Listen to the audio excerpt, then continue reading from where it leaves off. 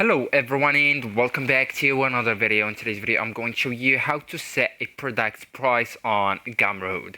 So actually guys, first you will need to go to the gumroad.com and then just click on the dashboard, the option that you will find at the top right corner of the page. Okay, so that's the dashboard, and here I do really want you to go with a product. Okay, so it's the second option on the left hand menu.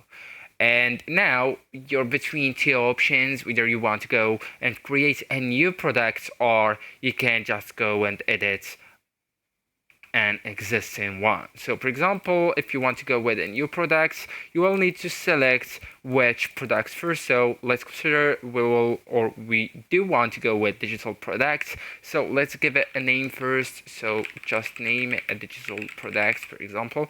Then just scroll to the price section, and here where you can enter a price. Okay, so you can set a product price just from here and choose the currency. Okay, so when you get inside, right, next, and when you get inside you can actually adjust it. Okay, so you can go also with allow customers to pay what they want, allow customers to pay an installment, automatically apply discount code.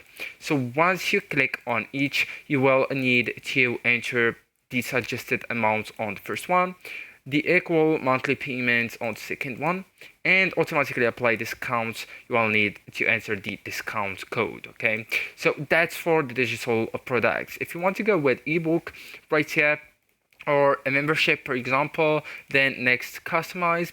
So here on the price section, you will need to set a monthly price. If you want, you can set 6 months price, 2 years, or also quarterly and yearly. All right, also you can go with allow customers to pay what they want and apply price changes to existing customers. Okay, so once finished, you will need just to go and click on save and continue, then just publish. So actually guys, that's it. This is the end of the video. Thank you so much for watching and goodbye.